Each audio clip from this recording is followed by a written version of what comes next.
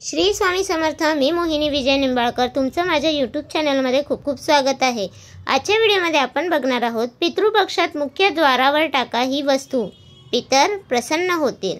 भाद्रपद पौर्णिमेपासून पितृपक्ष सुरू झाला आहे। या 15 दिवसाच्या कालावधीत पितरांना प्रसन्न करण्यासाठी पिंडदान केले जाते, श्राद्ध केले जाते आणि तर्पण केले जाते, जेणेकरून पितृ हे आपल्यावरती प्रसन्न होतील। त्यामुळे पितृ आपल्याला शुभ आशीर्वाद देतील। त्यांच्या आशीर्वादाने घरात सुख, शांती, समाधान, यश मिळते। यामुळे व्यापार धंद्यात आपल्याला सफलता प्राप्त होते। तुमच्या कुंडलीत जर पितृदोष असेल किंवा आपल्या मुलांची लग्न जुळण्यास जर अडचण येत असेल किंवा अगदी कोणत्याही प्रकारची समस्या येत आहे, तर तुम्ही हा एक उपाय करू शकता।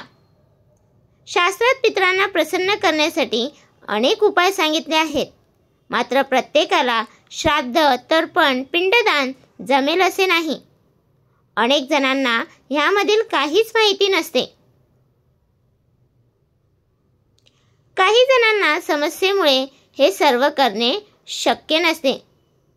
तर अशा वेळी आपण जाणून घ्या की असा एक उपाय जो पूर्ण पितृपक्षात आपण अगदी आजपासूनच अगदी पितृपक्ष आहे तोपर्यंत हा उपाय दररोज करायचा आहे।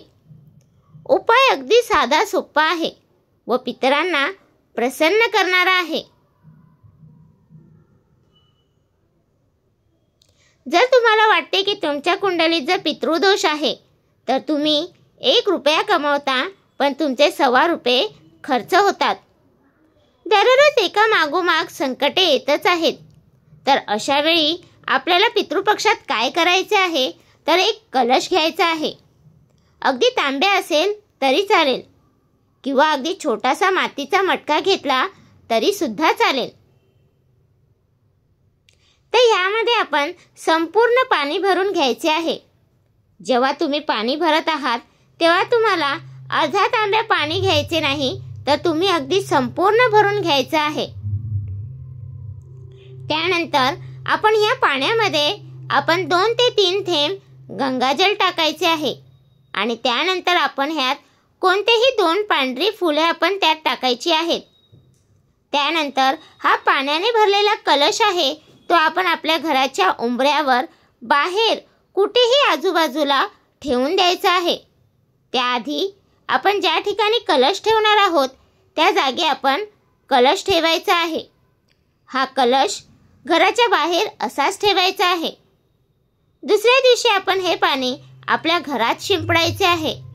आपल्या घरात जे मुख्य द्वार आहे त्या घराच्या द्वारावर आजूबाजूला असे पाणी आपण शिंपडायचे आहे। दुसऱ्या दिवशी आपण परत आपल्याला तीच कृती परत करायची आहे। हे सलग आपण अमावस्या होईपर्यंत करायचे आहे। हा उपाय करताना म्हणजेच कलश ठेवण्यापूर्वी आपण स्वस्तिक अवश्य काढायचे आहे आणि त्यानंतर त्यावर हा कलश ठेवायचा आहे। तर अशा पद्धतीने आपण हा उपाय केला तर आपल्या कुंडलीतील पितृदोष तसेच तुमच्या घरावर येणाऱ्या अडीअडचणी दूर होतील। श्राद्ध करणे आपल्याच्याने शक्य नसेल तरी आपण हा अगदी घरगुती साधा सोपा उपाय नक्की करावा। आपल्या घरातील जे मडके आहे किंवा हंडा ठेवत असाल तर त्या हंड्यात आपल्या पितरांचे स्थान मानले जाते आणि अनेक जण आपल्या स्वयंपाकघरात हंडा ठेवत नाही। प्रत्येकाच्या घरात आजकाल फिल्टर असतात, त्यामुळे हंडा भरून ठेवला जात नाही। त्यामुळे तुम्ही तुमच्या किचनमध्ये असा हंडा भरून ठेवत नसाल तर कमीत कमी तुम्ही 1 तांब्या भरून पाणी ठेवलेच पाहिजे, म्हणजे यामुळे आपले पितर आपल्यावरती प्रसन्न राहतात। तर तुम्हाला हा माझा व्हिडिओ कसा वाटला प्लीज कमेंट करून नक्की सांगा। व्हिडिओ आवडला असेल तर लाईक करा, कमेंट करा आणि शेअर करायला विसरू नका।